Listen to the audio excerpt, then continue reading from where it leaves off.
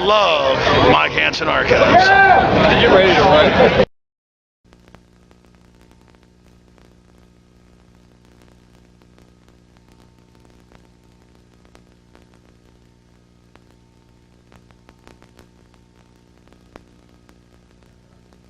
Hello, Austin, Texas.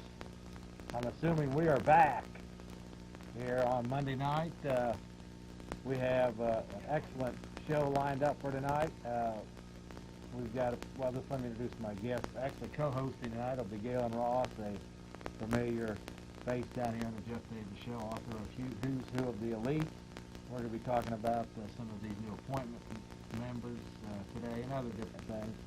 And a new fella in the studio with us today, former City Council member George Humphrey, who has, well, I guess been seeing some things over the last 3 or 4 years, George, and he gave us a call. He wanted to come down and talk to us tonight about some things that happened on a KLRU program this last week, and in response kind of to our Waco show 2 weeks ago. And I want to welcome George Humphrey to the studio tonight, George. I really do. Well, I've been watching your show for the last couple of years, and Jeff, I really appreciate your courage in getting the show out. You work on a shoestring, and yet you get out an incredible amount of information. And I've been watching it and thinking about coming on the show, and you and I have talked, but I was going to hold off. But this last week I saw a show on PBS on KLRU, which just infuriated me so much. I've got a little bit of Irish blood in me that I just, you know, I called you that night and we talked about it. It was on the Frontline series, which is a pretty good series. I've watched it over the years, and it was called Waco, the Inside Story. And, you know, everything about Waco I'm interested in because there's a lot to learn, and a bunch of my friends, we all got together, and I thought, wow, PBS, they might do a fairly balanced job on it. The program came on, and within about 3 minutes, it was extremely clear that the information was blatantly dishonest and that they were misrepresenting facts. And through the whole show is that this continuance of deleting pertinent information or misrepresenting the story was consistent. Now, I've been a supporter of PBS and KLRU for years, and I really appreciate and know a lot of people down there, and the people here in Austin are very good people. So what I'm saying is that this is not an attack on the local KLRU people, because people at KLRU locally are good people and are trying to get the truth out. This was a PBS show that was beamed to them, and I think I came down and watched your show the other day, and we had Clive on and Catherine, the survivors of Waco. And I'll tell you what, if any of you people out there are even interested in what's going on and getting to know Clive and Catherine and some of the survivors, these people are good, honest, simple, aware people that we would be proud to have as our next-door neighbors and have as good friends. I was very, very impressed by the honesty and the integrity of Clive. He is a fine gentleman. And the fact is that there have been murders, political murders going on for hundreds of years, and, you know, growing up, you know, they were in Guatemala or India or China or someplace like that. In the last couple of years, it's been in Nicaragua or even in Mexico. But now, the murders aren't outside the United States. They're here in the United States, and it's not up in New York City. It's right down the street in Waco, Texas, to people who, even though they have a different religious symbolism than I do and many of the other people do. And they have every right to do that. They have. That's what our Constitution is about, is having the right to worship God in your own way. Exactly. And these people are honest, they are full of integrity and trying to do the right thing. And so when I called Jeff up the other day, I said, I think it's really important that we go over the points that KLRU and that PBS on this Frontline series misrepresented. So there's about 8 points. I'm sure you're going to think of about 3 or 4 other points that I don't have here, and I know you know about this. But the first one that was never, ever mentioned in this show was that neither the FBI, the ATF, or any of the other law enforcement agencies, and there were several, never had a legal search warrant. Habeas corpus was completely ignored. And the big lie is that this was a totally illegal, unconstitutional raid.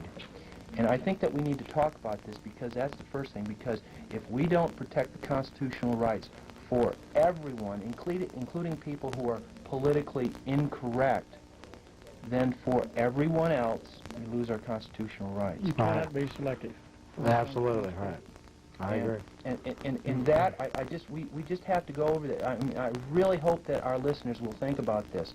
There has never been shown a search warrant. Now, it's my understanding that about 3 days before, the ATF tried to get a search warrant, but it was only for 1 day, and it was completely invalid. There was no search warrant. And so our Justice Department condoned this attack without even going through constitutional habeas corpus. And that is perhaps one of the greatest issues that this show, the Jeff Davis Show, talks about, is the protection of rights for everybody. Let me just emphasize. When was this?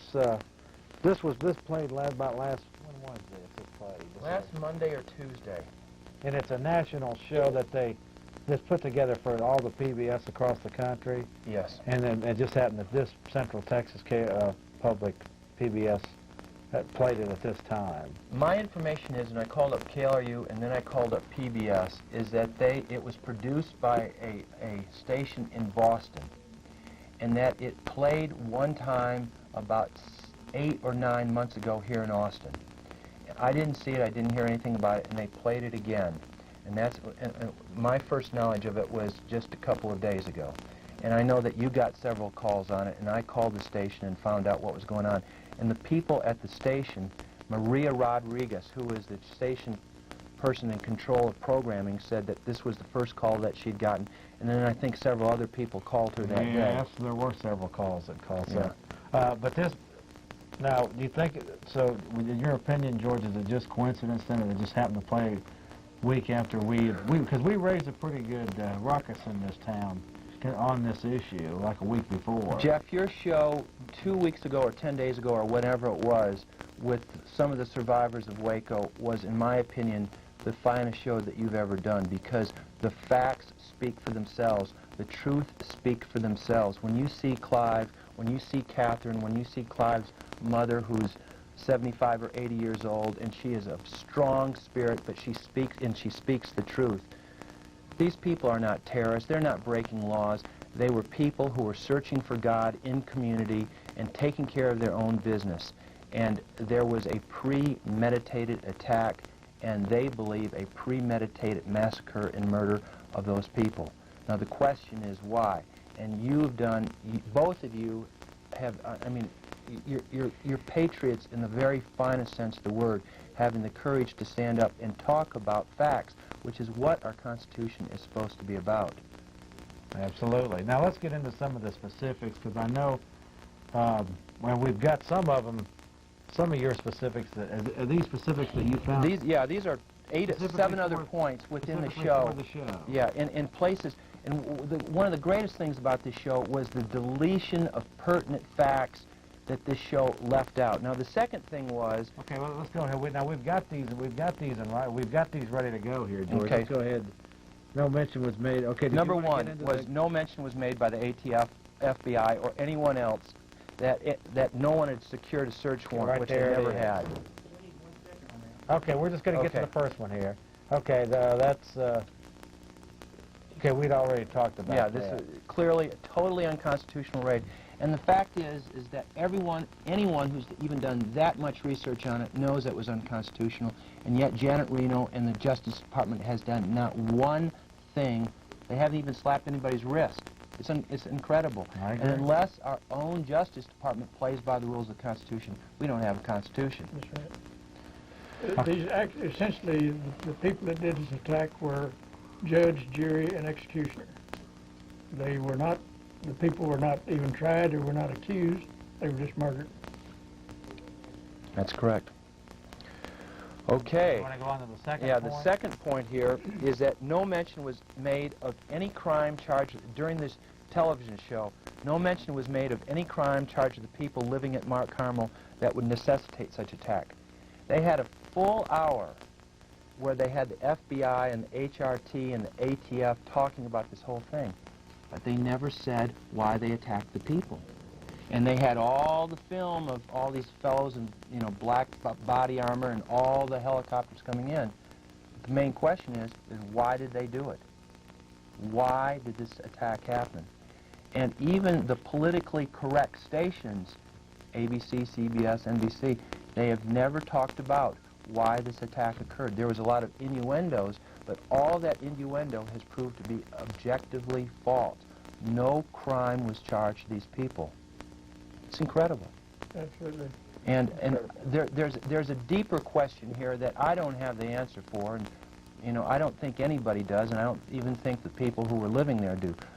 What set off this raid? What necessitated it? Because clearly this thing had been planned for months, or even long, you know, maybe 6, 8 months, a year in advance, and that there were law enforcement agencies from all across the United States, and even from Great Britain and France, special forces that came in. And so this was not something that was planned in a week. It had been going on for a long time. Why did they plan this, and why did they plan to open up fire on American citizens? I don't know. I can give you my opinion. My opinion is that in order for the elite to take over this country, first of all, they have to take the arms out of the citizens' hands. They can't overtake a country that is so well armed as this country is by the private citizens. And so they have to create a series of events to justify the outlawing of personal weapons. And it's just one step. Oklahoma was another step. And probably the bomb in Atlanta was another step. Absolutely. And so it's a calculated psychological warfare to justify the tightening down of the outlawing of personal arms. The Second Amendment. Second Amendment. That's right. And one of the things that immediately came up was in this program, they kept on making these innuendos that the Davidians ambushed the ATF, which is Right. it's laughable. But it's not laughable because a lot of people believe that, and I don't know if you remember, but 17 days after the siege started, there was a movie on, and I forgot, it was made for TV, in which they had David Koresh and all the people, and they lined up, and they were the ones who ambushed the ATF. It was, now, can you tell imagine me, how it was scared those people 17 days after the movie. How did these movie producers know that? How did they get this script? Because even to make a made-for-television show takes 3 months. Let's say they did it on a real rush and did 2 months. This was just a couple weeks after this happened. You just can't do it that fast. And the message that was being put out by the national media and by this movie and now by this show was that the Branch Davidians, and they're not even Branch Davidians, they don't even call themselves Branch Davidians, and is that they ambushed the ATF. That is absolutely, objectively untrue, and PBS should be ashamed for even putting that innuendo out. Okay. I watched that on television for about 8 hours that day, and so I'm aware of everything that went on from the standpoint of television, and there's nothing to indicate that sort of thing. It was just an assault of a building and a cremation of a bunch of innocent people. Absolutely.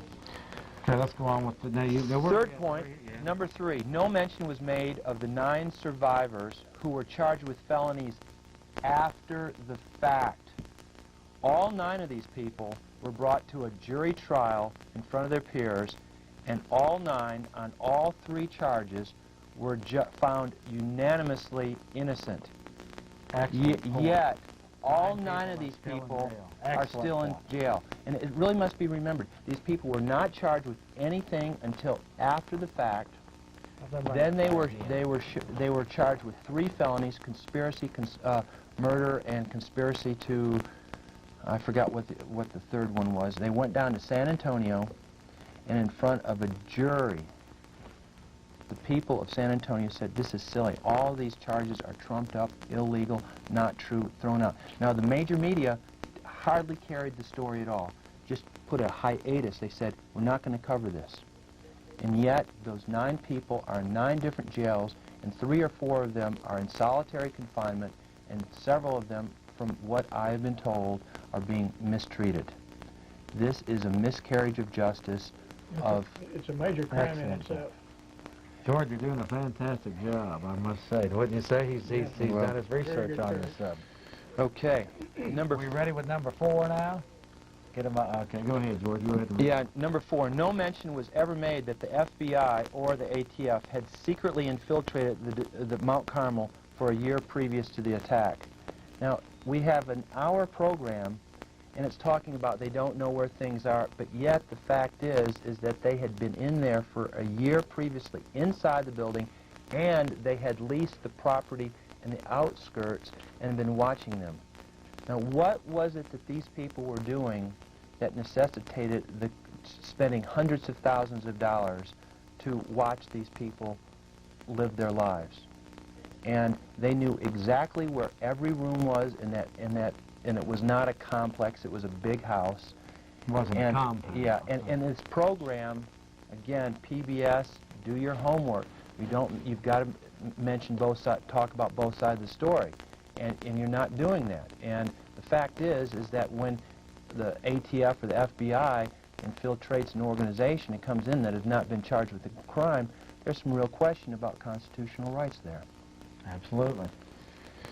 Number 5, no mention was made that the FBI lied to David Koresh and the others living at Mount Carmel about their promise, the FBI's promise to play his tape to a national audience, which they did not. Now, it's my understanding that the day of the attack, David Koresh was shot in the hand and he was shot in the side and he lost a lot of blood. He went upstairs, and about 3 days later, he was talking with a team called the HRT, or Hostage Rescue Team. And they made a deal that if he would record a 1-hour tape, and if the FBI would play it on a national audience, that everybody would come out. That's correct. And they all made this agreement. We've heard the tape. And they talked about it a little bit on the show.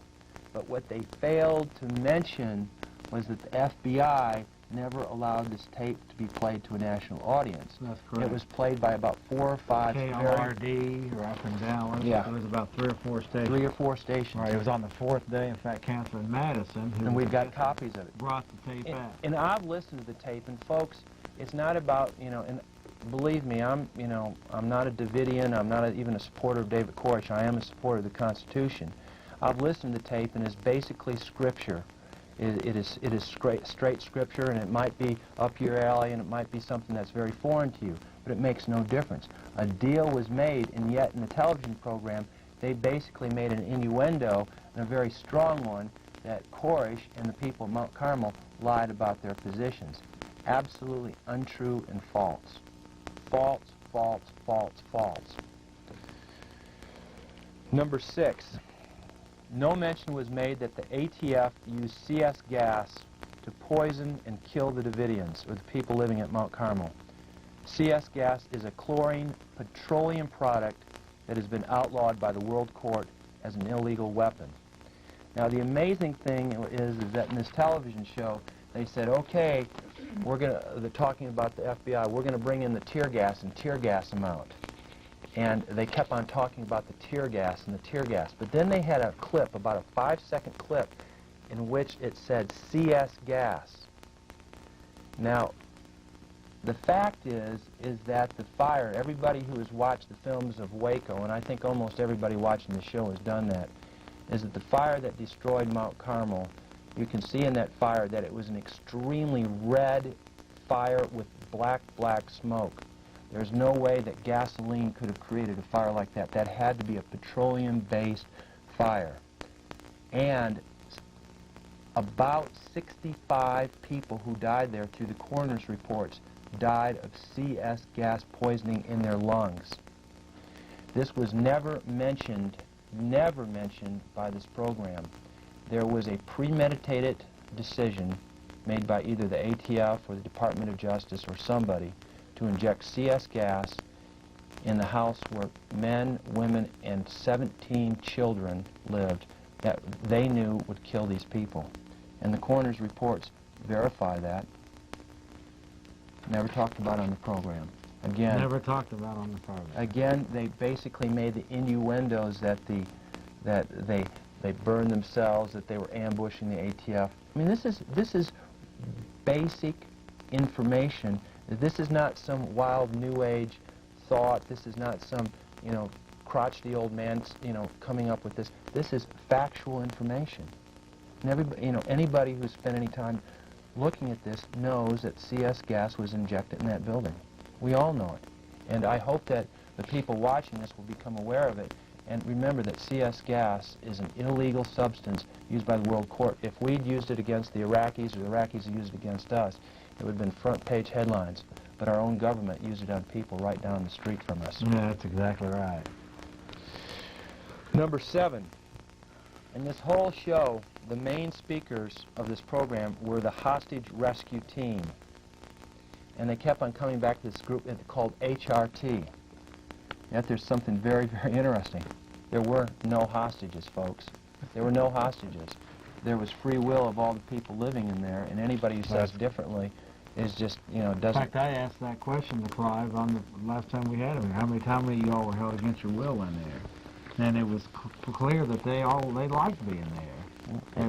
They liked what they were being taught, and they liked it. Well, if you were in a place that you lived in for a couple years, and one day you woke up and a bunch of people in black leather are coming in and shooting at you and kill some of your friends, and blaring lights in the windows and shooting loud music at you, and not living up to their promises, are you going to walk out there?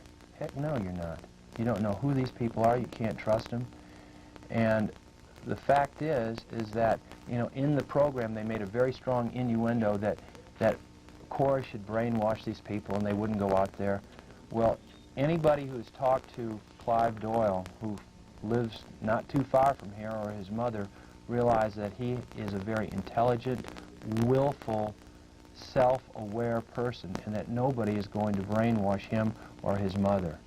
And that's pretty clear. Yeah, I mean, it's like trying to have somebody say they're going to brainwash this fellow right here, and it's just not going to happen. And folks, you know, and yet this whole program was about the HRT trying to say, oh, we were trying to rescue these people. It's not what happened, when the folks. fact is the real brainwashing was going on against the people. Do you realize, George, that the only information that the world was getting was coming right out of that FBI meeting, FBI news conference every morning? Absolutely. It was just straight from, and I've had people, Kirk Lyons and some of these other people I've had on this program, who were actually in that morning FBI, and basically the line was that FBI said their piece, and the reporters printed faithfully what they said, and then they went on to the hotel Hilton and got drunk that day. That was the whole... Well, get this. In the very first press conference, they said, well, why'd you do this? And they said, well, we thought this was going to be a Jonestown sort of situation. We thought there was going to be a mass suicide. Well, folks, there is no federal law against suicide. There isn't. Now, in some states, after the fact, it is illegal. In some state laws, but it's not until after the fact. In Texas, I don't know whether it is. It's not a crime until it takes effect. Let's say that in Texas it is, and I don't know whether it is or not, but it's not in effect. But why would you send in the AFT to prevent a suicide? You'd send in psychologists or something like that. The first press conference was an absolute lie, and it was the seed of the whole siege. I mean, you know, after they kind of realized that this was a bad slant to take, they changed it. They changed it, right, and then they went right. I agree. But folks, they lied. Let me ask you a question, though, George. Were you on to this? See, I was suspicious of this from February 28th, 1993. Cult compound, blah, blah, blah. Sure, absolutely. You were suspicious from day one? Absolutely. Okay. Absolutely.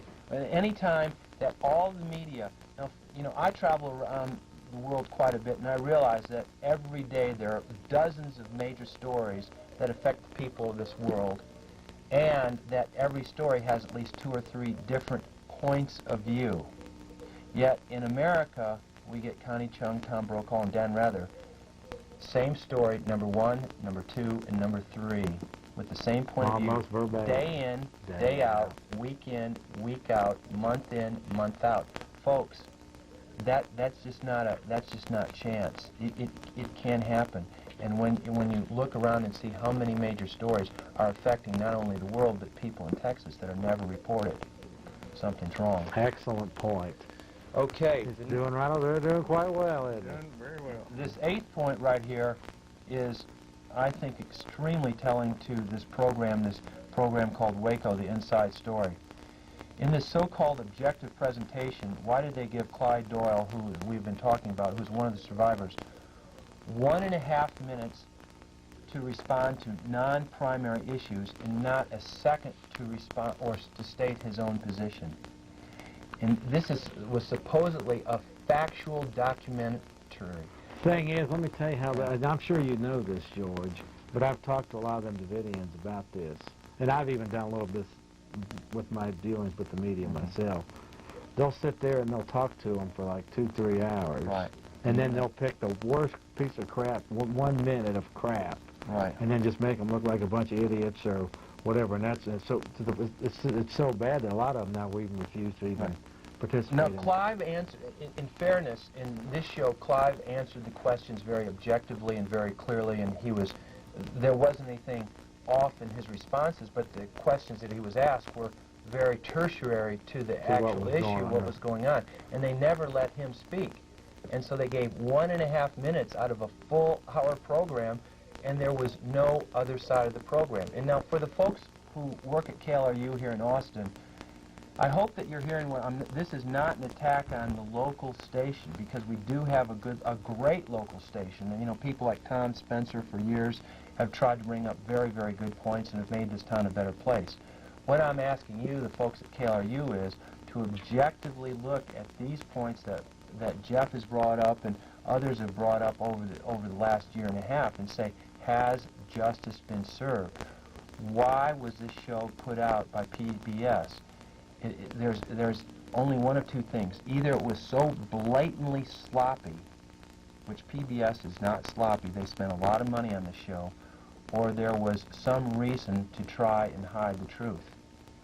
And I don't believe that the producers of this were so ignorant that they would have missed the story by 180 degrees.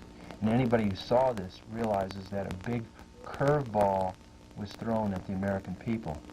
And so, you know, and again, this is, you know, none of us, I don't think you're Davidians, and, you know, I'm not a Davidian, but that's their right to be a Davidian. That's part of the United States. And I'm not even a supporter of David Koresh, you know, but the fact is that none of that makes any difference. It makes no difference whatsoever. Difference, right. We all believe in the Constitution of the United States, and even for the people who are politically incorrect, and unless people like ourselves, and more importantly, people who are listening to this, get the word out, the dream that was brought to us close to 200 years ago to have a constitutional republic that would protect the rights of all human beings so that they could believe in whatever God that they wanted to, as long as it didn't hurt others, whether they be Jewish or Christian or Hindu or whatever, and make the United States the greatest nation on earth. Unless we all band together and protect our constitutional rights, then we all lose our constitutional rights. And folks, this is not a joke. This is not about some mugging up in New York City or something far away. This is down the road. And then right after that, a little further down the road in Oklahoma City, there's some questions about that are just as objective and just as frightening as the implications of this Waco. So I really ask you, for people who are listening to this first time, I know when I first heard about this, I had a really bad reaction. I said, no, it's not true. I don't believe this. This is just conspiracy theory. This is just a bunch of nuts. And I didn't want to change my paradigm. But as I got objective information, and I think that the most important thing that I know you've done is you follow the truth no matter where it takes you, because the truth, you know, and the truth's going to take you to places where you step on the toes of some sacred cows, and it's not very pleasant sometimes. But as long as you keep asking, what is the truth here, then that's the only way to protect our country. And unless we all band together and call Lloyd Doggett, call our senators, Phil Graham, and write KRU and PBS. We've got the station addresses here. We have to write them and demand that they tell both sides of the story, because KLRU is a fine station, and I know the people down there, if they hear the truth, will push for it. But what I'm concerned about is the bigwigs at PBS. Is that the right thing? Yeah, Maria Rodriguez is the person who's in charge of programming, And she gave me, and she was very polite over the phone, and she listened very well, and she said, well, just send me the information. And so this will go to Maria Rodriguez, and I know that many people know Tom Spencer. There's another guy called Mike Arthos or whatever, but if the people listening here would write KLRU and ask them to let the Davidians or the other side be listened to, that is the only appropriate thing that can be done. I would also ask everybody to write the same letter to PBS up in Alexandria, Virginia. I don't have nearly as much faith that the people up there will respond in an honest way, because basically they're the ones who put out the show, and they're too close to the Beltway. But they need to understand that Americans, you know, and people in Texas, that we still believe in the Constitution, that we're not going to listen to this crap. So please get out your pens, you know, send your letters, and please call Mr. Doggett up and say, you know, why hasn't constitutional process been followed? Why has the sanctity of our Constitution and our laws been absolutely run over? And please, and even more importantly, don't believe a word that Jeff or myself are saying. Go out and find the information yourself. Only when you go out and do the work and by yourself get the information will you believe it, because, you know, when you talk about this stuff, there's going to be people way over here and way over here, and clearly Jeff and I have a point of view that does not fit the prevailing paradigm, and you know, we're way out there.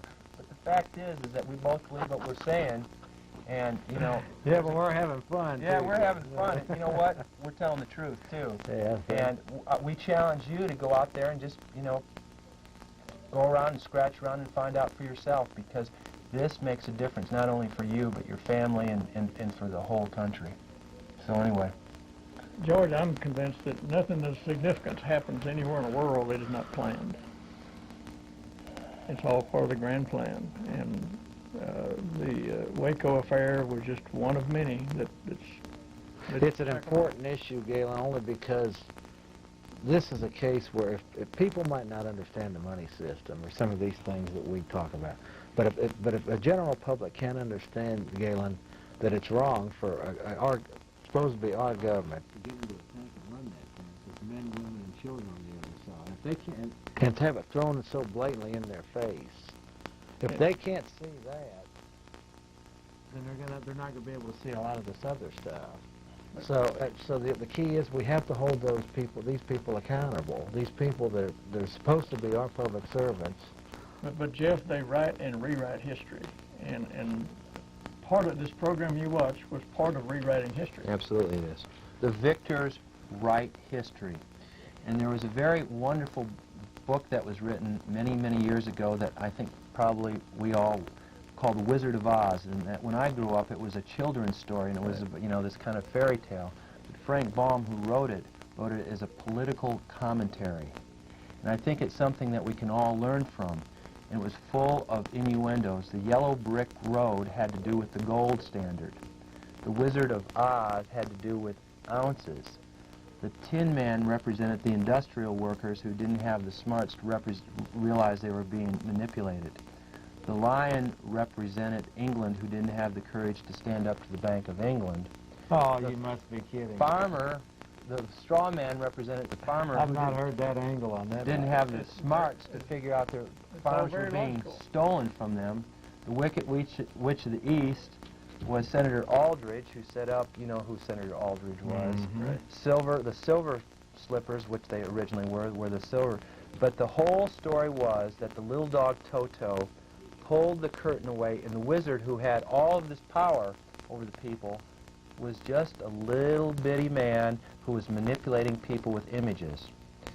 And if we, the people of this country, have enough courage and enough wisdom to say enough is enough, we're not going to take this, we are going to protect our Constitution and the rights of all people, no matter what race, what religion, whether they're politically correct or not, as long as they play by the rules, then that's what the Constitution's about. But the wizard, which is the media, is manipulating all this thought. And the only way to stop it is when people like Jeff and yourself, you write the books and Jeff has these programs, when we tell enough of our friends and say, no, you're not going to manipulate us anymore, we're going to protect our country, Hey, did you want to stay around and take a call, or Oh, we've got some calls? We've got some calls lined up.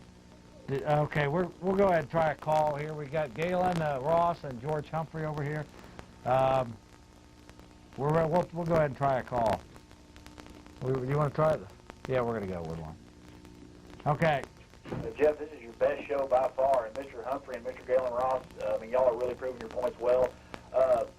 I watched that program last week. I don't watch that much PBS, but I've liked Frontline in the past, but I've noticed over the last few years they've been getting worse and worse.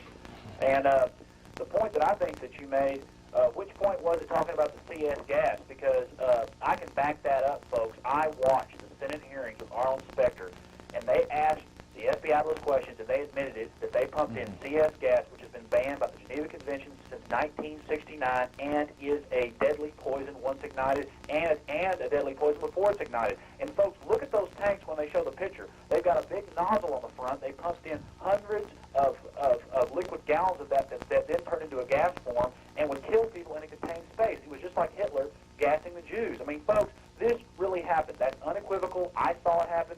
And it's kind of like, it's kind of like they're saying, once you've seen it yourself, once you go out and get the facts yourself, you will get enraged to find out what the media's pulling over on us. I mean, and point 3 was very good too. I mean, folks, there are people who have been proven guilty. There's a nozzle, folks. There are people that have been proven, not proven guilty, proven innocent, and they're still in jail. I mean, folks, that's just scary. And I'm so glad that I have to see that program because every point he's making is absolutely true. The other point, how they showed, how it showed the hostage rescue team or whatever, calling him on the phone and saying, you lied to us, Mr. Davidian. You lied to us, Mr. Koresh. You're a liar. Well, he just proved it that he didn't lie. It was the FBI that lied, folks. So this program is fantastic, guys, and I hope people out there will just wake up and understand that the media is controlled, that there's tons of money in having the American people enslaved so they can tax us, regulate us, and run us into absolute slavery. I mean, that's been the history of the world. And if people don't know history, they're doomed to repeat it. And I mean, this is the best thing I've seen on TV in a long time, and I'm not just saying this. This has got me excited. This has got me, I'm going to redouble my efforts. And you gentlemen are doing a fantastic job. And I'd love for y'all to talk about the Oklahoma City bombing some, folks. And do like Mr. Humphrey was saying, please write your senators, write your congressmen, call or write PBS. Just do it. Spend some time. Get your neighbors to call because it's just like George Humphrey was saying. It's just like the Wizard of Oz, to use an analogy. This guy is behind the curtain. He's hiding back there. He's a little bitty weakling, and he's using manipulation and control and his big machines to manipulate us. If we'll just wake up, imagine how good it would feel to wake up and throw these coils off of us and become free people again. And of course, we'll never be totally free. Humans aren't a perfect race. We're not a perfect group of people. But we can strive towards something. And if they can keep us apathetic and a slave culture that doesn't believe in our strength, we'll be screwed. But listen, guys, thanks a lot, and just charge hard. Thanks for your call. Did you have any comments? You can't improve on those things. Okay. Thanks. Did you want? We got it in the full deck of them. You want us to hang around, take Sure. some more? All right. Let's bring on the next one. Hi. How you doing, sir? I just wanted to say that the first time I saw that Frontline show, it was obvious to me that they weren't going to try to fool students of Waco. They glazed right over the front door being lost and the blank tape that was supposed to be shooting the entry out there. So it's like, they were just trying to gloss over the public who was just basically fed up with the story by then and put it to bed, I think. Also, is Cause Foundation the people to talk to help these people, or? Cause Foundation? Yeah, have you heard of that? You mean Common Cause? No. I have something in my mailbox that says Cause Foundation. I think I just got something. I'll tell you what. Let me just mention, before we get to this guy here, Catherine Madison was on the program 2 weeks ago, and she's very much interested. She's got 1,000 of these tapes, and she's getting them out to the public. You write that P.O. box, and she'll send you this 58-minute tape free. In fact, we delivered about 20-some of them right after that show. It's basically scripture. I haven't heard it. Yeah, I've listened to it several times, and it has you know, it's not political. It's not David saying, you know, they're treating us unfairly. It just basically he talked scripture for 58 minutes. Well, for some reason, she wants to get to say these out to the public. They are free. Write that P.O. box and she'll fire one out there to you. Okay, go ahead, caller. I'm sorry.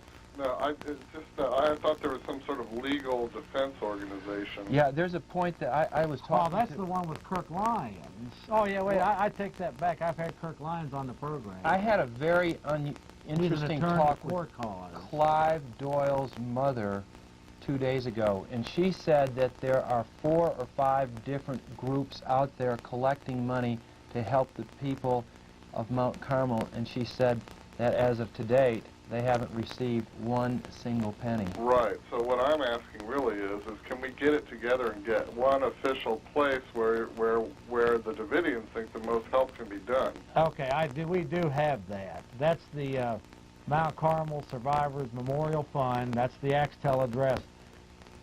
Mr. Producer, do we have that address? It's like P.O. Box 120, Axtell, Texas. Yeah, I've got it. That's the one that's. Okay, well, we'll go ahead and get that up for you, but that's the one that you'd want to...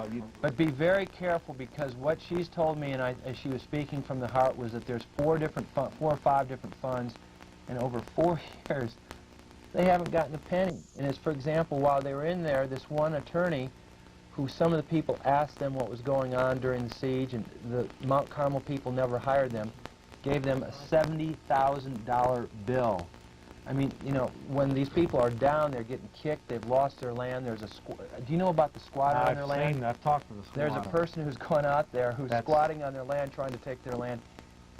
Folks, you know, clearly, most of us will not agree with their spiritual direction, but their rights have been violated, and these people are good folks, and they're not getting a fair shake. But there's always vultures circling around to try to pick off what runs out of the bushes. Yeah. Thank you, gentlemen. Thank you. All right, we'll try another one. You're on the air. Yes, you were mentioning that we should beg the press to start telling us the truth. I have a real problem with that. Why should we go to them and ask them to treat us fairly?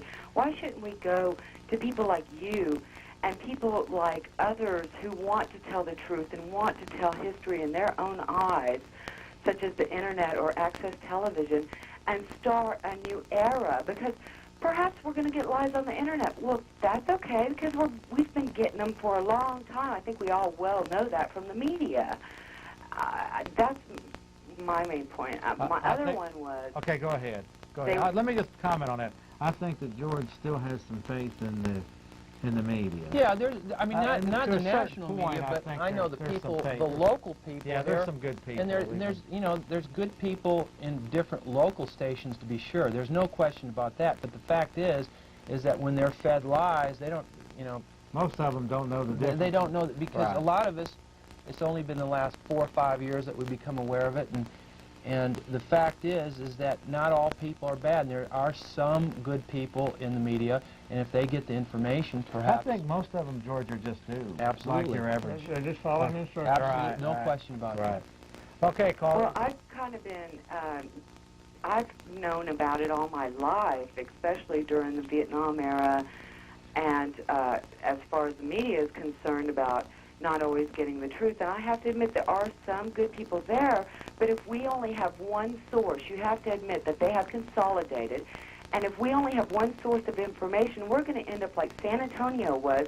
When they were short of water, they were offered no solution. I was having to listen to what was going on in Leander and tell San Antonio ways that they could actually produce their own water via rainwater from their rooftops if they needed to. They were thrown into a complete panic. They were told there were absolutely no solutions for them. And I feel like if you only have one source of information coming at you, then it's dangerous. And that's why shows like Jeff's are just diamonds in the rough. And I'll tell you what, with, you know, just Godson, he's taken a bunch of guff for the last several years. I appreciate that. You know, and it's like, you know, I didn't have the guts to come on here for a long time, but I'll tell you what, Jeff has had, you know, I don't always agree with him, he doesn't agree with me, but you know what, He's really pushing for the truth. And you know, this ACTV, there's a bunch of good people here, and there's some other good shows on too. So I hear your point. Exactly, and that's my point. Don't spend your time begging the press to do something for you. Get out there and do it yourself. That's my main point. My other point was... I think that's a pretty good point. Yeah, we have to force people to listen to us and not be dependent upon somebody else. Exactly. My other point is, you know how they were really upset? I think the main problem was that they were saying the Branch Davidians were stockpiling guns. What about the places they bought them from? These companies, weren't they stockpiling guns themselves? That just sounds like your average Joe. The fact is that there were two of the people who lived at Mount Carmel who made their living from going to gun shows, and they were completely registered, completely legal. They had been checked out before, and these people were away at a gun show. I think they were done. Was actually. They were done in Austin. So 90% of their legal guns were gone, and so he's in prison. And the ATF, who knew that their guns were gone, planned the attack at this time. I mean, this is another point that we did not make in the show. And another point was that a couple of the ATF agents who were shot with weapons that the Davidians did not even own. They were shot with armament that only the U.S. military had. This never came out. Say that again now? I don't want to hear. Some of the agents who were shot were shot with he knows about armament. that. Peaceful fire. I mean, Were shot with armament that the Davidians did not have. It's just, you know about that. Boy, now he's getting into some heavy stuff, folks. It's called friendly fire. Yeah. Well, or maybe unfriendly fire when people got shot. Killed execution style? Well, I don't know that. Well, that's what the reports are. Next caller, you're on the air. Hello. Hello? Hi, sir. Hello? I can't hear. Can you turn your TV up, maybe? Oh, okay. It seems to me that the issue could be that the government needed to somehow cover up a problem. Is it possible that there were people inside the compound that... Inside the house. Right, inside the house that broke in. This is the story that I have heard from somewhere, and I don't remember where, that perhaps they had some hackers in the house that got into some government files. I've actually heard that myself. Yeah, can you tell me if there's any... I mean, it seems to me really bizarre that the government would make these mistakes, because, I mean, these are... The only 17 children get basically murdered. I mean, that's very difficult to The only thing I can say exactly about that is that I know that Sheila Martin told me when I was in Waco a couple of months back, that her husband Wayne Martin, who by the way was killed in the fire, and her 4 children, that there was that room that the BATF was so anxious to get into that day. That was their computer room. No, Clive told me that was David's bedroom. That was David's bedroom, but he Clive told you that? Yeah, no, Clive's mother told me that. Now, okay, whether that's different. And then she told me that about a month and a half before the siege, David moved from there. Now, I've heard, at first I heard... computers in there? I heard that was the computer room. Whether that's fact or not, I don't know. But the point that you're making which is the extremely important point, is that there had to be a reason for this. This just wasn't just fancy. And I've heard about 5 or 6 different theories, and I've even talked to some of the survivors there, and they have different points of view. They're not unanimous about what they think caused this. So I think that is... How could they? They were just sitting in there doing their thing? Yeah. And I think what you brought up is the overlying issue. But should I worry about, I've got a computer, I write about the elite, I write about these members of these secret organizations. Are they going to attack my house? Well, that's always the potential, Gail. I mean, that sort of thing. I mean, you know. Well, that's why we're on the show right now, is to protect the rights of all people, because we have the right to use our computers. We have the right to worship the way we want. We have the right to do some You different think it's things. safe to say, though, George, that we think we have the right? Well, as long as Under the Constitution. I mean, Under that's the the Constitution. Constitution, but it, well, as long as there's people like Jeff Davis out there, you know. Thank you very much. thanks for your call, brother. All right, next caller, you're on the air. Well, hello. Hi. This is Terry Liberty Parker. Hello. What's going on, Terry? And Gaylon. And I am very pleased to see George getting in on this. So am I.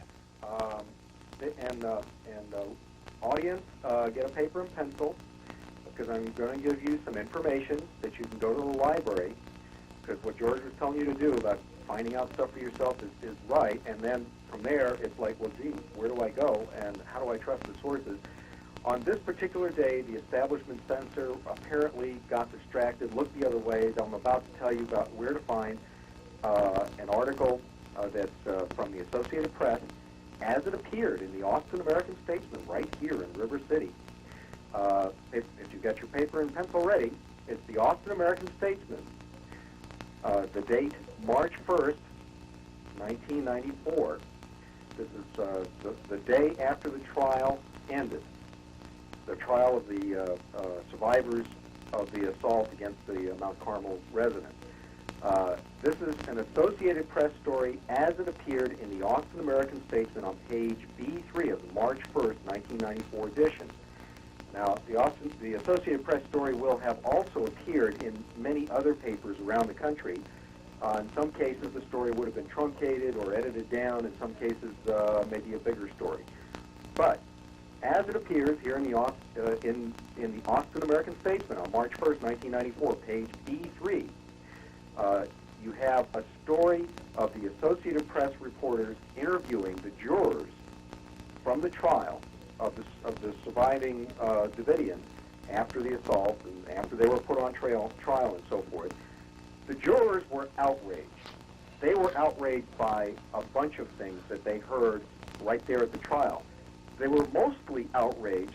Their biggest outrage was from the government's own testimony. And here's the single item. You see those tanks? We saw those tanks. We saw them poking holes in the wall to pump gas in. We were told all kinds of things about what the gas meant. Here's what you were not told, but the jury was told by the government's own testimony. Those tanks were not just poking holes in the wall to let gas in.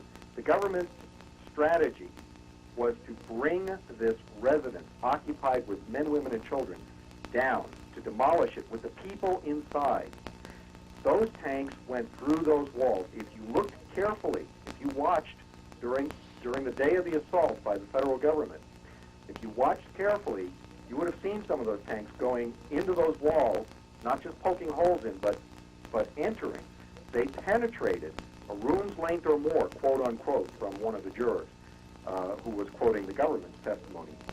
Ask yourself, if you're a tank driver, aren't you a little concerned about these children that you're supposed to be there saving? What if one of the children are on the other side of that wall? What if an invalid person is on the other side of that wall? Did any of the people die as a result of this? Well, the coroner's report says that some of the kids that our government was supposed to be saving died from blunt force trauma to the skull. What the government tried to tell everybody as a cover-up is that these people, the people who lived there near Waco at Mount Carmel in that residence, that they bashed in the skulls of their own kids. That's what kind of kids are. This was the story that was put out there. Now, one of the coroners broke rank. One of the government's own coroners was so outraged that this was the cover story that he went on national TV, and of course, he wasn't going to get ABC or NBC News. He got the best that he could, which was a Maury Povich episode or what have you. You know, one of those second-line little talk shows. Some of them call them trash talk and so forth. But on that particular day, Povich had a serious issue dealing with what went on 100 miles up the road from here. And this coroner expressed his outrage. He said, these people didn't bash in the skulls of their own kids. What happens is you had blunt force trauma to the skull that resulted from the tank assault. That's right, folks. Your government, the one we pay for, the one that is supposed to be bound by the Constitution, ordered personnel, government agents, to climb into tanks and run those tanks through those residences that were occupied with men, women, and children, and some of those children died as a result of that tank assault. Now, the question is, okay, we've been wandering over it. This is almost overwhelming, and it's like, well, what can we do? What can we do? Why, I mean, can we just sort of, like, forget about this? It's happened a long time ago. There is no statute of limitations on manslaughter and murder. If you or I get into a tank and run it through your neighbor's house with your neighbor and kids still in there, you or I are going to be indicted. And we should be, because that's against the law. There is no constitutional authority for the U.S. government to order an agent to climb into a tank and run that tank through the wall of a residence that's occupied with men, women, and children. You start with indictments of the tank drivers and anybody who gave them their orders. And, probably those government agents who were the tank drivers might have kind of an extra motivation to tell us a lot more than we've been told about what went on. That is the way to do the investigation. You start with these indictments and you work up the line. Who gave them the orders? What else is being covered up? Now, here's the reason to do it. And again, if you didn't get the article before, it's the Austin American Statesman, March, page B3. You can go to the library and look it up. There it is, the Associated Press story, the interview of the jurors at the trial of the survivors of the Mount Carmel assault. And part of that story, in addition to their outrage over other things that were done, part of that story is the outrage over running a tank through a residence occupied with men, women, and children. There is nothing in law, there's nothing in the Constitution, there's nothing the government has that can justify those actions. And folks, this is now, the ball is in your court, because while our government has done dastardly deeds in the past, they've been off camera. This time, they did it in front of you. They did it on camera. They did it with national news hooked in. If you watched it as it happened, you saw the tanks going in, and what their attitude about you folks is you don't deserve freedom, you don't deserve a constitution, because you're not doing a fucking thing about it. Except for George and Jeff and a few people, a handful of people. And yes, let's see if the government's reaction to this is to attempt to crack down on public access TV, because people are using language that expresses their feelings about their government running tanks through a residence occupied by men, women, and children. I brought this issue up on computer networks, and in the middle of debates where people were going all over the map, arguing about, well, is it CS gas? Is CS gas usable? Well, wasn't the wind blowing through? And they were all, the denial is very strong. George probably went through this same experience himself. You don't want to believe this about your government, because if it's true, where does that leave you? But once this issue of the tank drivers getting into those tanks, running tanks through this residence that's occupied with men, women, and children, once that's made credible with an absolute citation, something that you can go look up in the library, they can't get around that. The nature of the debates on the computer net's changed. What happened is most of the people changed their opinions about whether the government was doing something wrong, and the few people who were still in denial were making absurd statements like, prove to me that the Associated Press didn't lie about that. Real glad you guys are doing this, and folks, there better be more than just this handful of people who are doing it, or you don't deserve the freedom, and you never know when the tank will show up in your neighborhood. Appreciate your call, Terry. I want to make one of the things he said is that it was done in front of the cameras. The only reason that we have some of these pictures is because a fellow who was living east of Dallas, his name was Portnoy or something like that, woke up in the middle of the night one night. He came down and he had all this, and he was able to lock into the downloading of the computers. They would take the pictures in Waco and send them up to the satellite and then send them to Washington.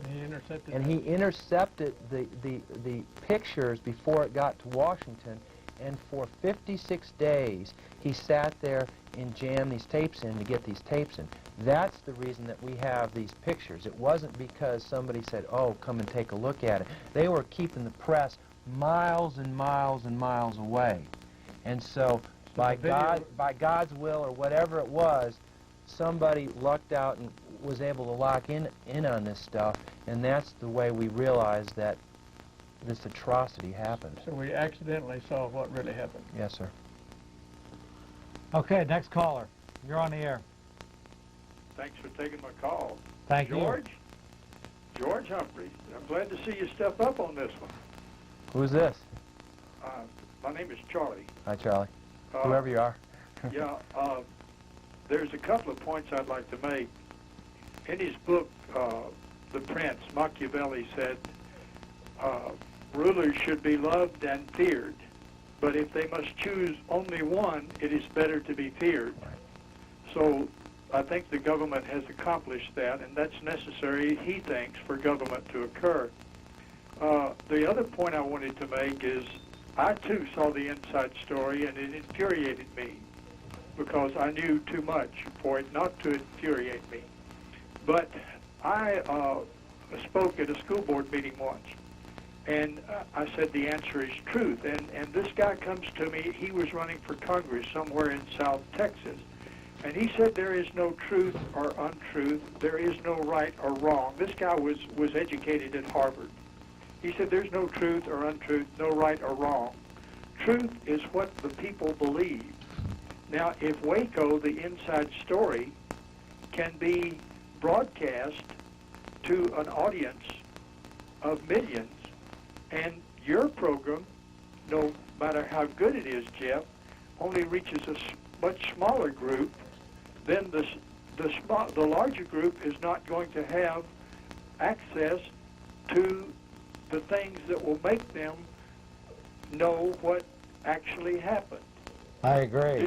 How do you since you are a new one on this one, George, how do you think that this can be overcome? We as a people, although we are free and we can speak and we may pay for what we speak, it's very, very possible that we'll pay for what we speak. But there is no way, even though you are free, to get the quantity of truth out there that is necessary to make people believe what is so. Okay, let me just mention first off, can we put that address, I'll let you answer in a minute, George. Can we put that address back up there again? I want to go ahead and they wanted me to mention that. This is the PBS station that actually put together that. This is the one who put it out. It was the program was made out with a company in a station in Boston, but it was put out by PBS. And so, what would you actually ask people to do with it? Just I'd write a letter saying that they were outraged that they would put such blatantly dishonest information out, and ask that the Davidians or somebody else give the other point of view. More importantly, I think work for world peace, but do it locally. And our most effective means is going right to KLRU, to the people who live here in the city. And I truly believe, and maybe I'm being optimistic, but I believe the people at KLRU are good folks, and that if they get enough complaints, that they're going to respond. Let's put that back up again to the KLRU. Go ahead, George, if you want to go ahead and answer that. Oh man, that's the $64,000 question, and the only answer to it is there is no white knight that's going to come in over the hill and save us. The only way that we're going to save ourselves is that when each of us dig in, do our homework, and stand up for our constitutional rights. And the cost, the price of freedom is constant vigilance. And those folks who 200 years ago who wore those funny-looking wigs, they had something going for them. They knew what they were talking about. They did a perfect job on a perfect document. It's incredible. And, you know, when I was taught about them and when I was in high school, I thought they were just kind of, you know, funny old men.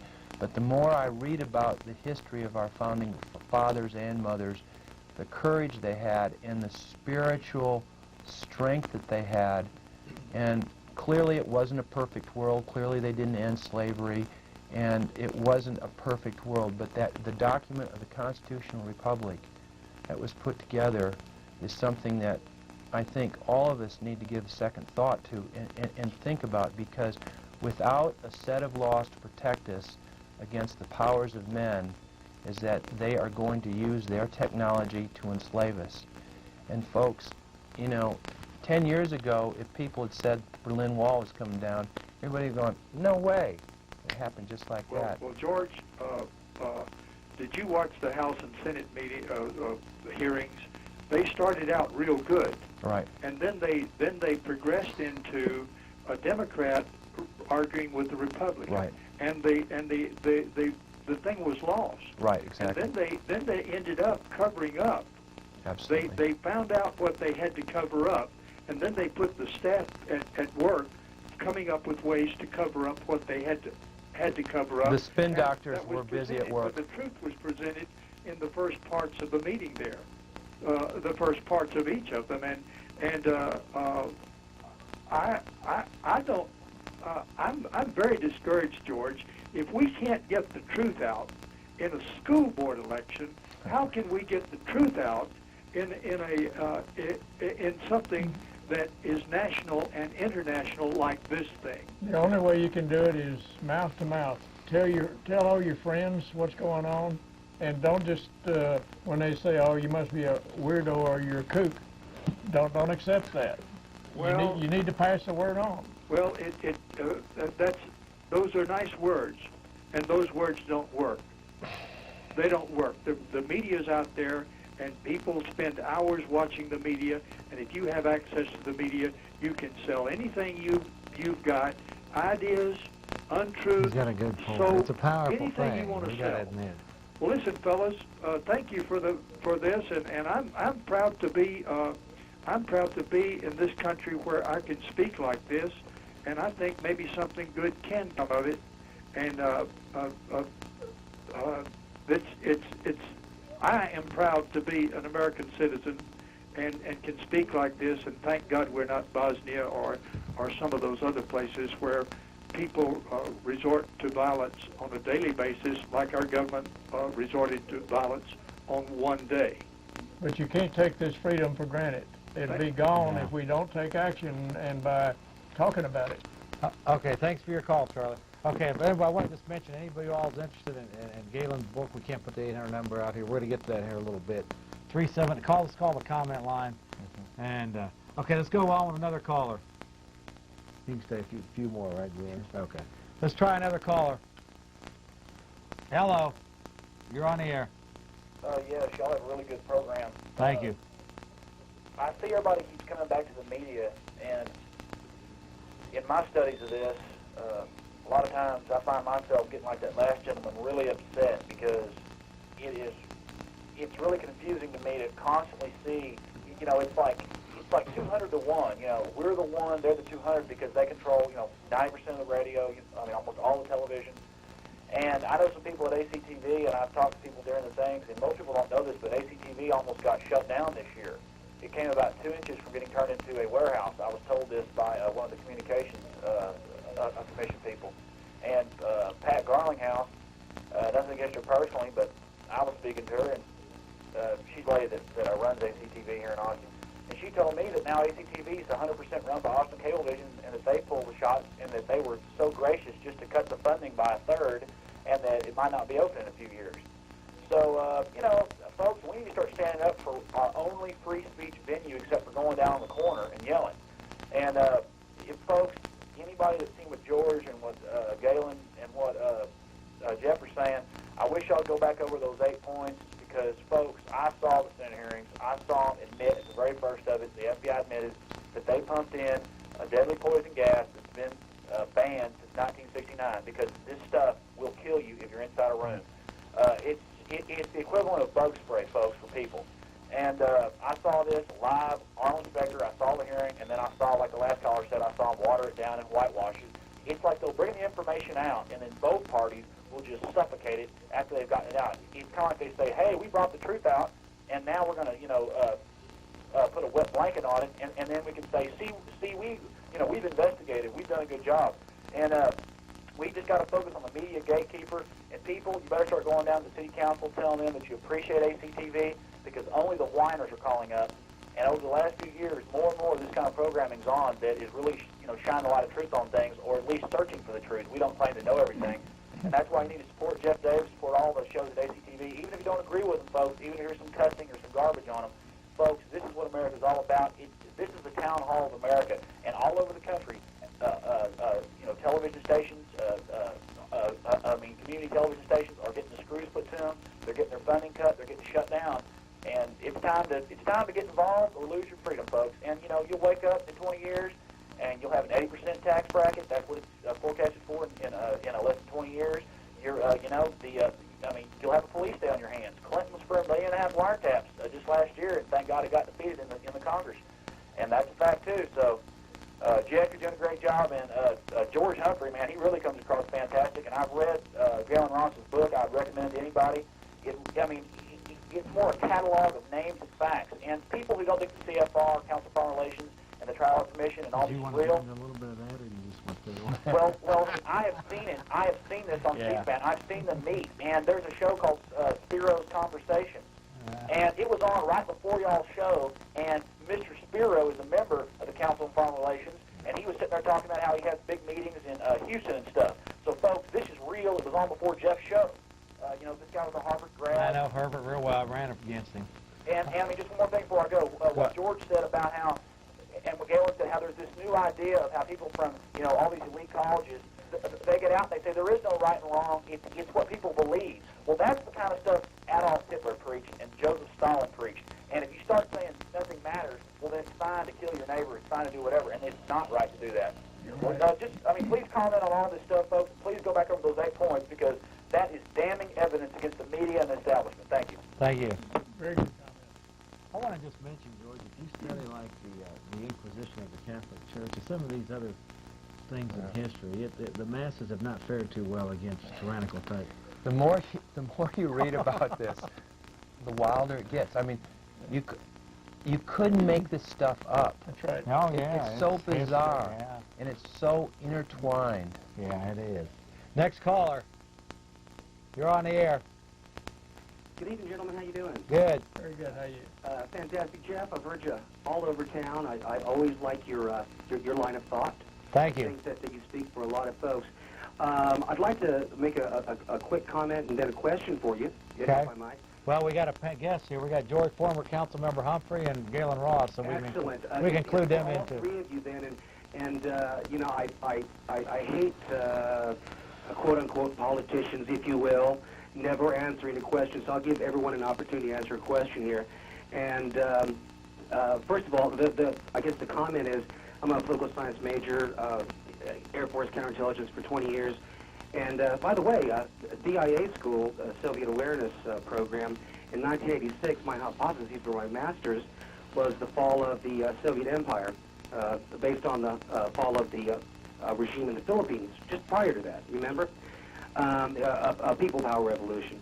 Anyway, I believe that it's true to fact that all trends start the lowest and least empowered rung of the ladder, economically empowered and such. And if you go all the way back, 40s, 50s, probably most confrontationally, in 1968, they cracked down the Black Panthers, which was nothing more than just a citizens militia. Okay, am I right? Okay.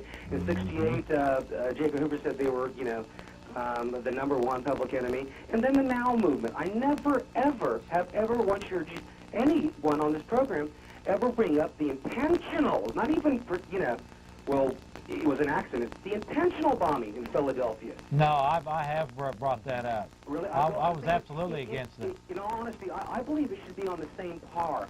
Oh, I think, yeah, it's the same as Kent State. In fact, I was 10 years old when I was protesting Kent State, May 4th, 1970. Exactly. Protesting what the National Guard did at Kent State.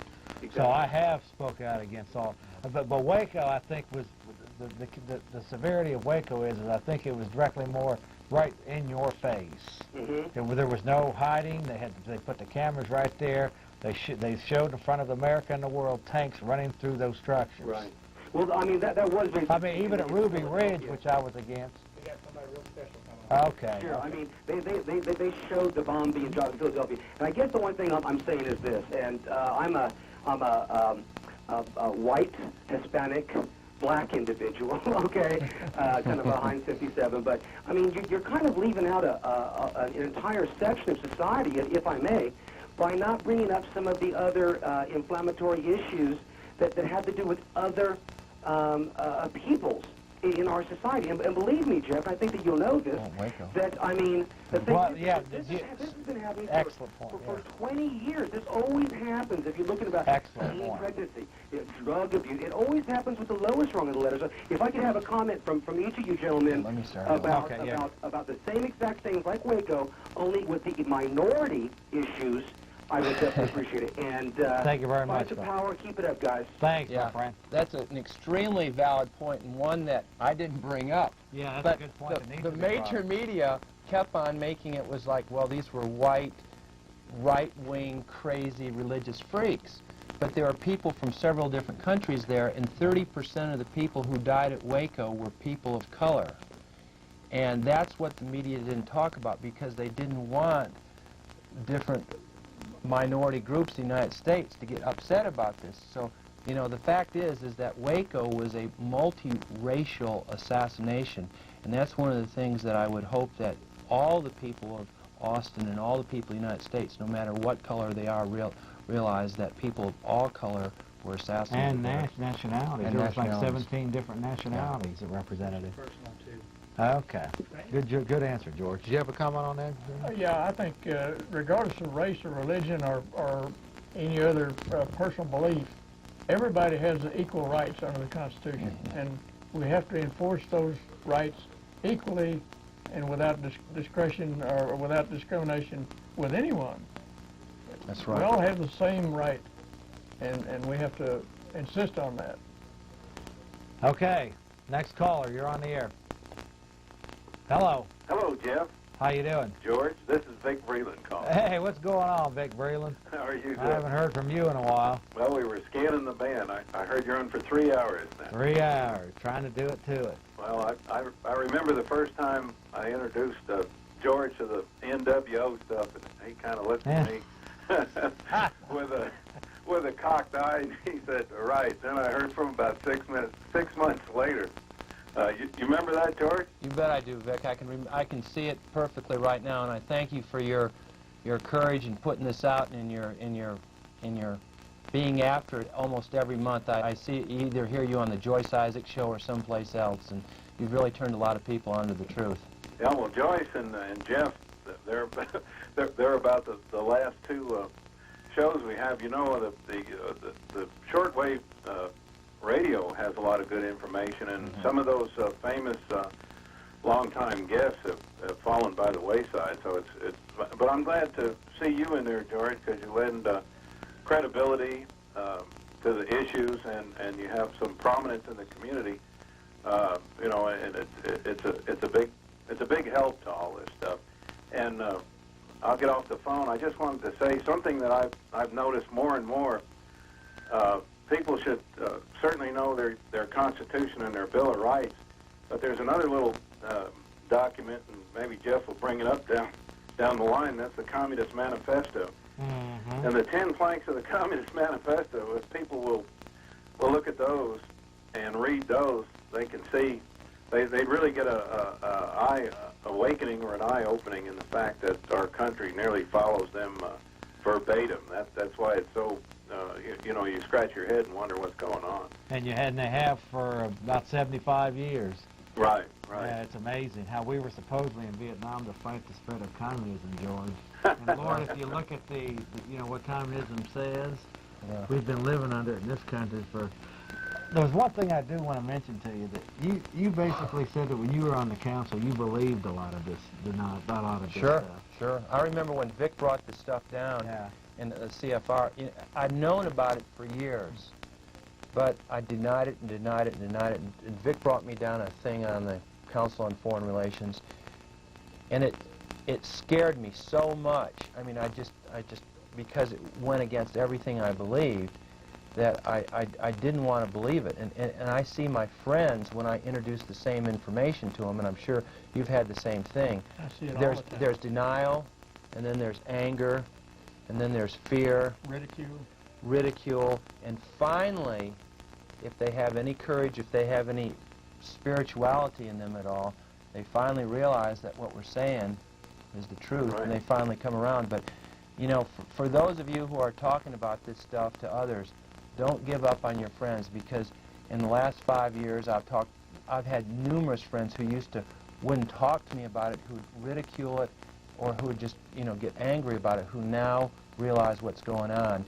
And that's what it's going to take. It's going to take, and I use the word patriots, and I don't use it lightly, but it's going to take patriots who support the Constitution, having the patience to talk to their friends and just keep giving their friends pieces of information and not giving up on them. And for the people who are listening, who are kind of in between, again, don't believe what we're saying, but I really urge you to go out and get information.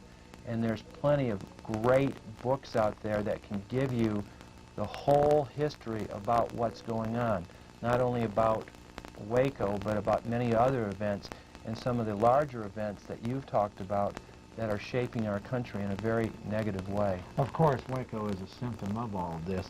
And this is a good time to bring you in, Gaylon. You've written a book on some of these things, and I want to just mention this because we recently had a change in cabinet members. Now the rats were leaving the ship. Yeah, but they're bringing in this same looking rat. The second team's coming. Yeah, the second. Well, the third team, Yeah. because the second team wouldn't stand Could up you for it. comment on that briefly? You had Albright, who used to be the ambassador to the UN. Now she's moved. She's part of these fine groups. Yeah. Go ahead, Jim. Go ahead and take that away. Well, I wrote a letter or sent a fax to Brian Lamb at C-SPAN, and this was about 2 days before the announcement of the first appointments. And I said, Brian, I would like to make a bet with you. And what I'm going to bet is that that the next Secretary of State, the next Secretary of Defense, the Director of the CIA, and I named about 6 or 8 different positions. I said, now, my bet is that they're all going to be filled by members of the elite. And by elite, I mean anyone that is now or who has ever been a member of the Bilderbergs, the Council of Foreign Relations, and Trilateral Commission. I said, now, if I'm wrong on all of these, or if I'm wrong on just one of them, then I lose. But if I'm right on all of them, you lose. And for you to pay your share of the bet is that you have credible authors or experts on conspiracy to appear on C-SPAN, on the Washington Journal, for a 1 week time and allow call-ins of people to inquire about conspiracy only for a week's time. And if I'm wrong on just one of these appointments, then I owe you and all your anchors a cup of coffee or their drink of choice for an entire week.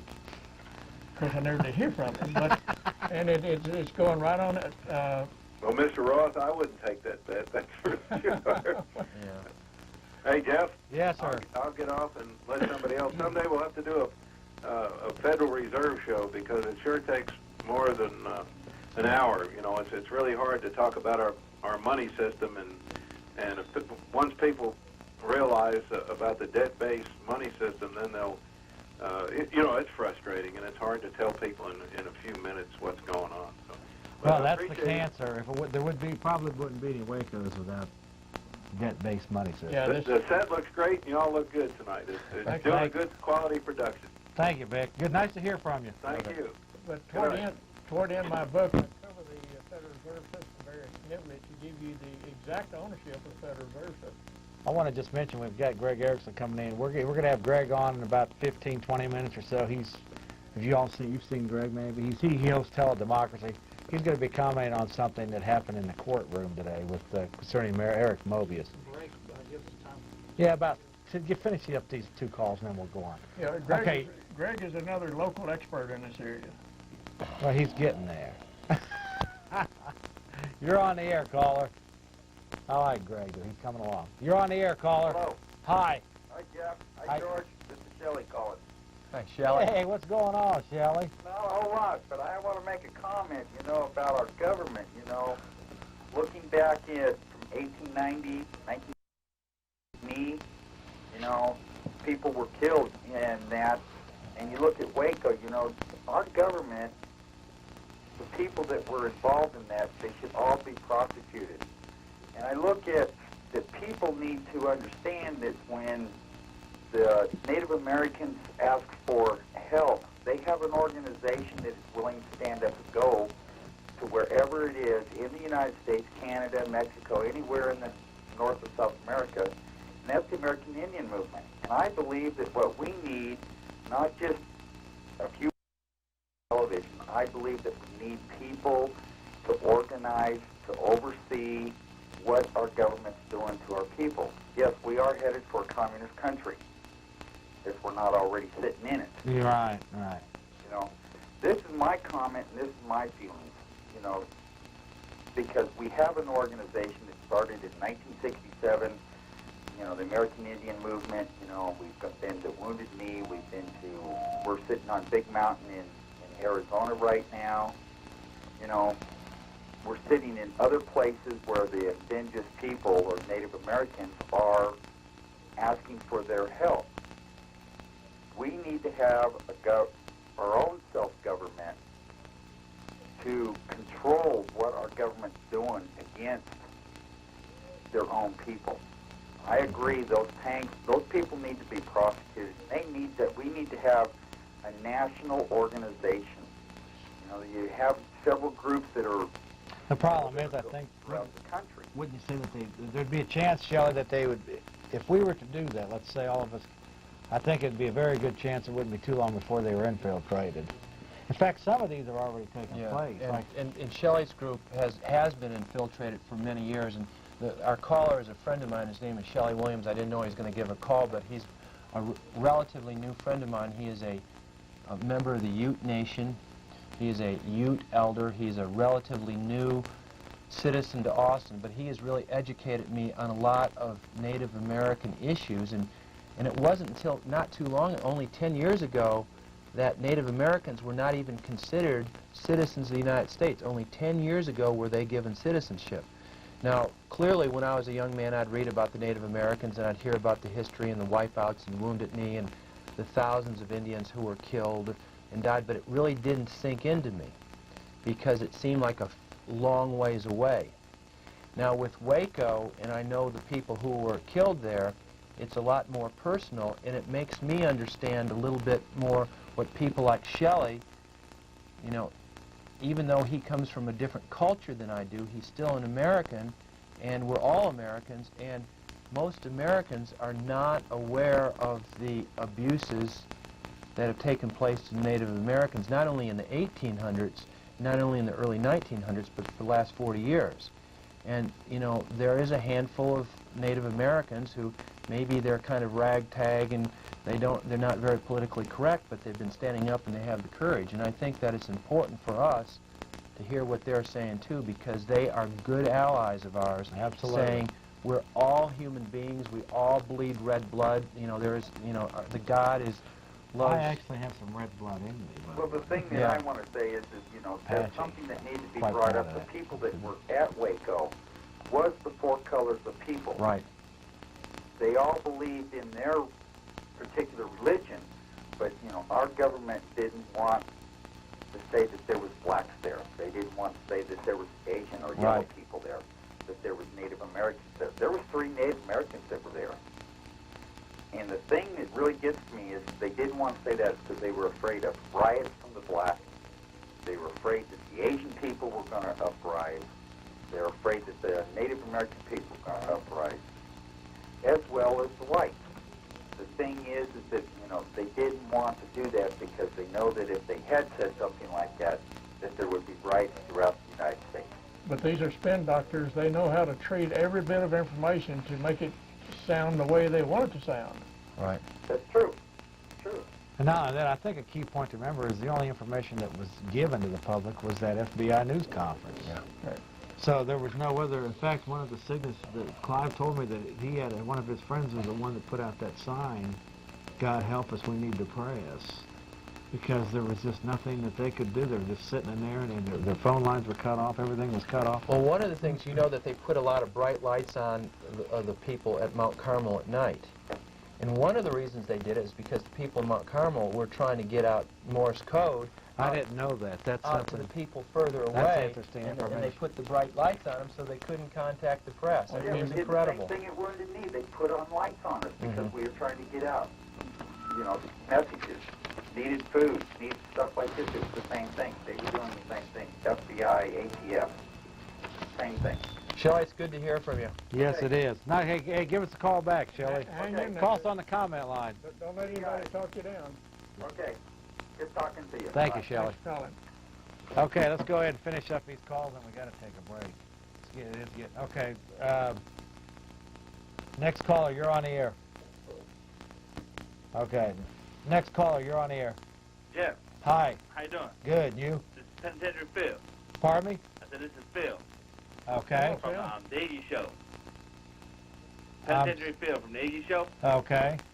I just want to say, hey, what I want to know is how come you don't hear nothing else about... Oh, okay. Okay, I'm sorry. Go ahead. I was a guest there.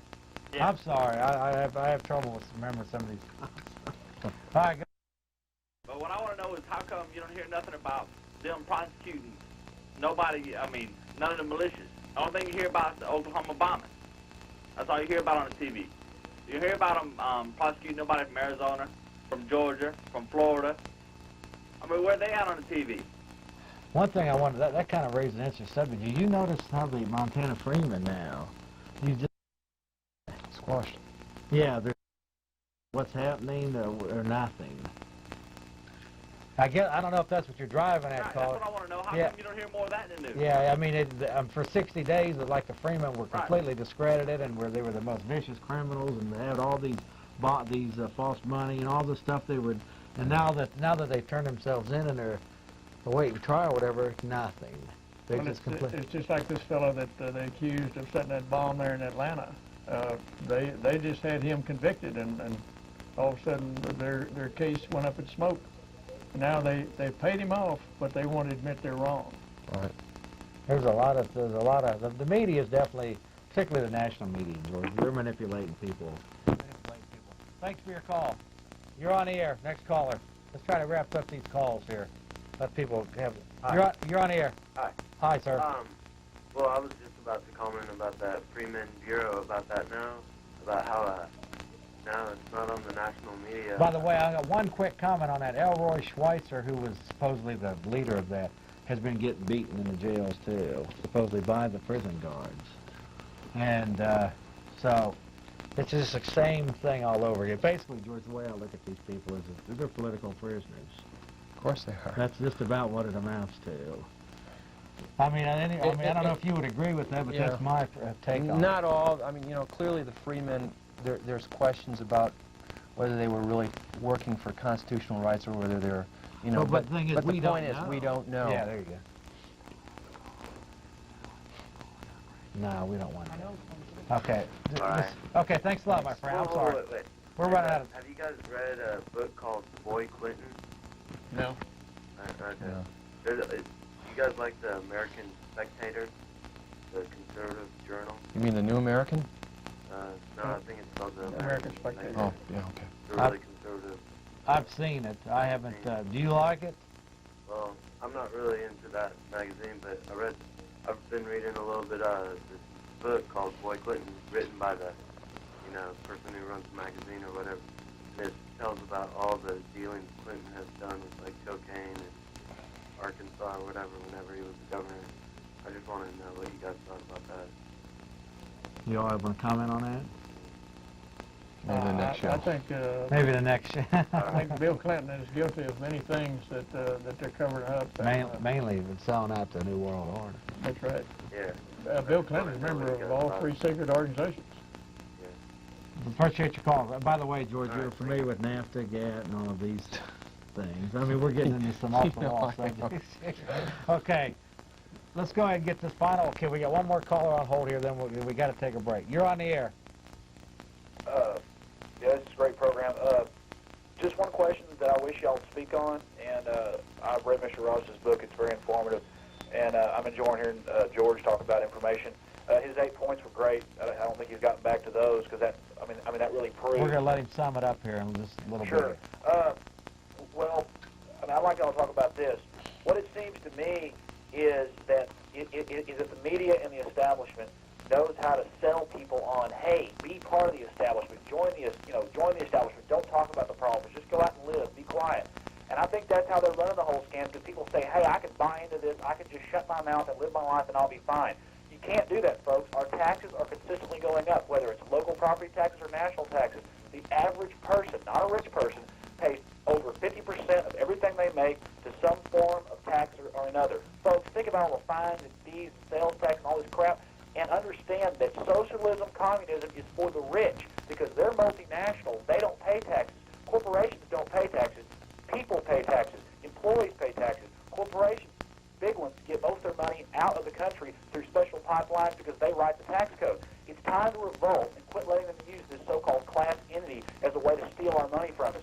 We're Americans, and taxation without representation is the highest form of tyranny. The power to tax is the power to destroy, and y'all got a great program, and just please go back over those 8 points maybe later or something, because folks, they did pump deadly poison gas into the compound. That is proof. Into the house.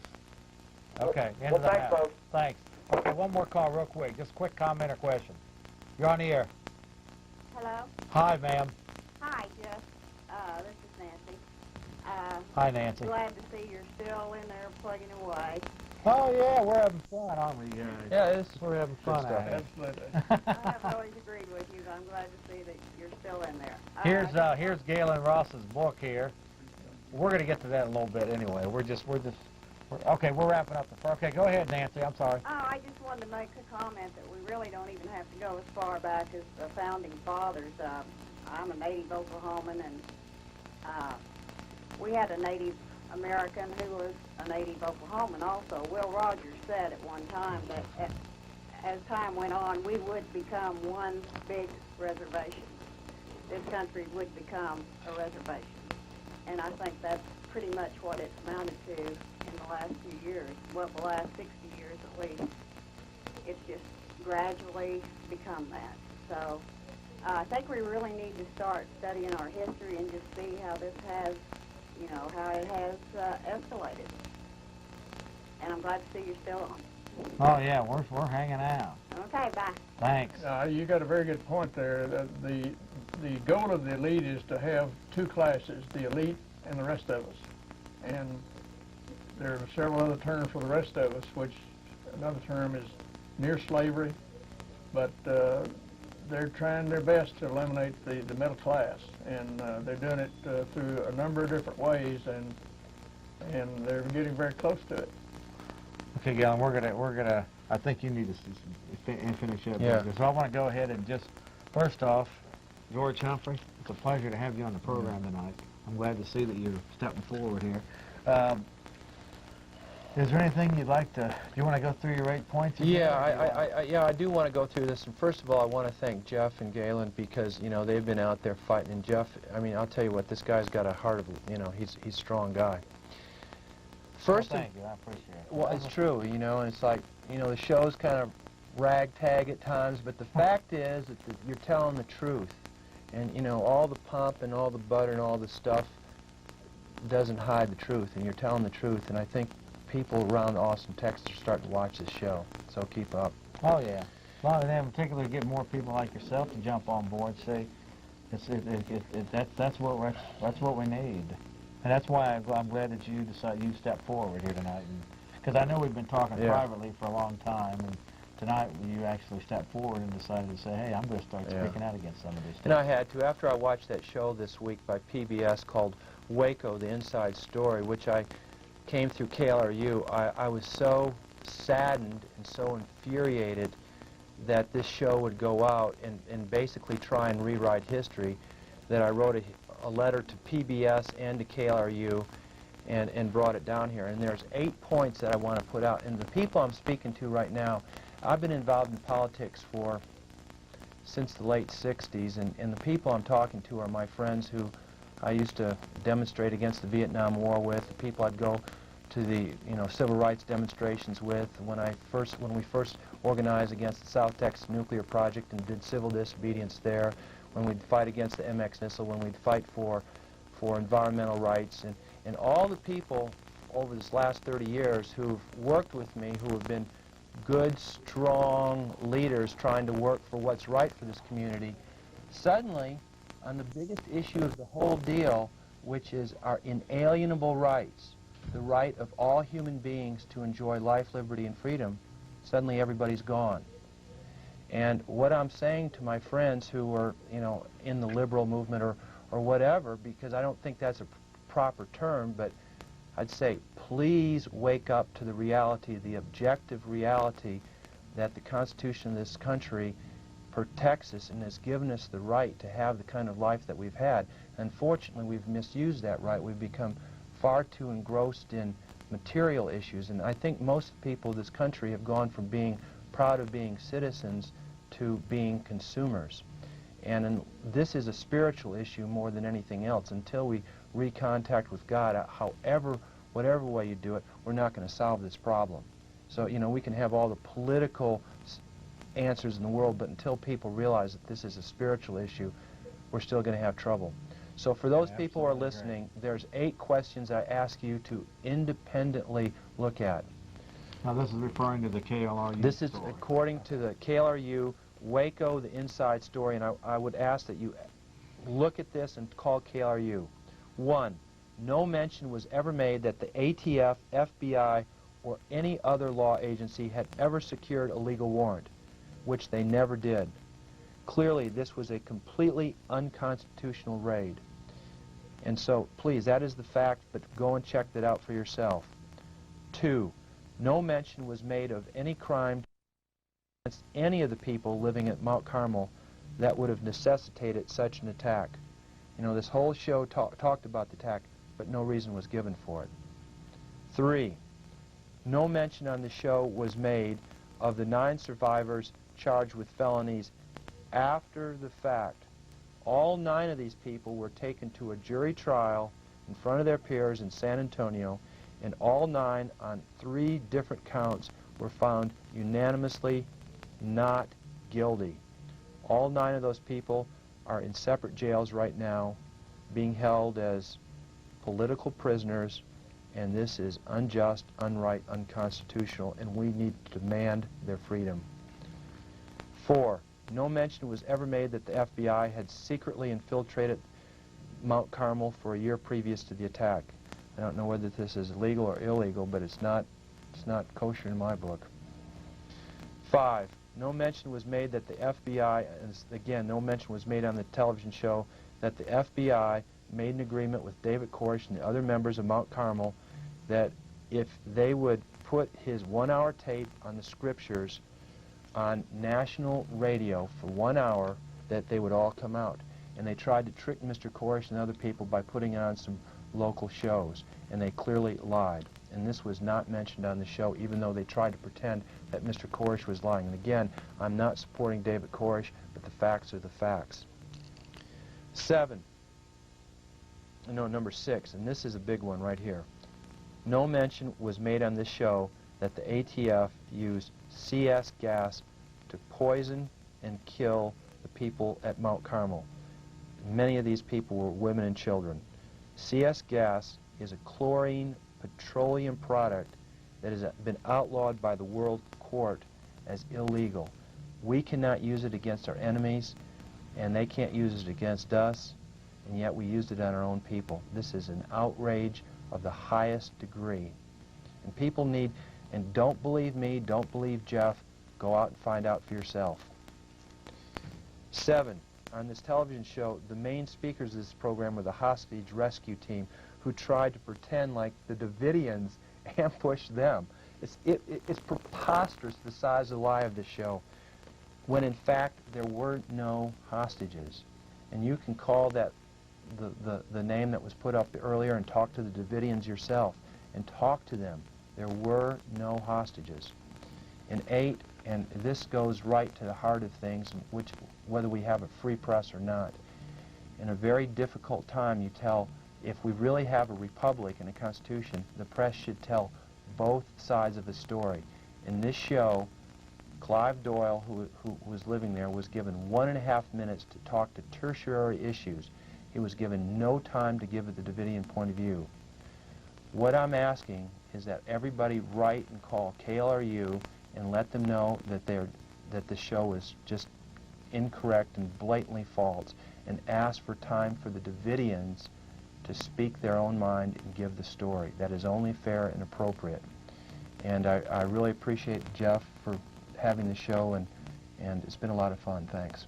I want to mention that I would settle for them just playing a part of our show that we aired a couple of weeks ago. Clive and Catherine, I think, stated their position very eloquently. Wouldn't you agree? No, they did great. So I think that just, anyway, George, before we head to our break here, is there any final comments you'd like to say to the viewers of Central Texas? Yeah, folks, you know, a lot of these issues seem like they're a long ways away, and they seem very remote, and for people who are, you know, Austin is prospering right now and booming, and everybody's making pretty good money. But the issues that we're talking about are not somebody else's issues. They're our issues. And unless we become citizens and really honor our Constitution and really think about that and really stand up for the truth and for not just the underdog, but for all citizens, no matter what race, creed, or color, is that government is going to continue to grow in relative size, and they're going to continue to violate our rights. And as Benjamin Franklin said, he said, either we all hang together or we're all going to hang separately. And so this is not something that's far away. It's right here at home, and that's why Jeff's show is so important. Thanks.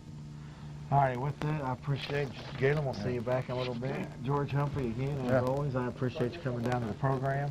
And Catherine, if you're interested in a 58-minute tape, George, I think you said you watched it or listened to it. Yeah, P.O. Box 5099, Waco, Texas 76708. Free 58-minute. And here's the Mount Carmel Survivors Memorial Fund. Clive stated that he very much appreciates cards or letters that come to him. It lets him know that people are still out there supporting, or at least. What term would I use for this? Supporting them. Yeah, at least that they're open-minded to that they weren't what the media portrayed them as, and they also he is also requesting that people write and get information on where people can write the particular prisons where some of the Branch Davidians are getting beaten in. Apparently, Livingston Fagan has been getting beaten by some of the guards.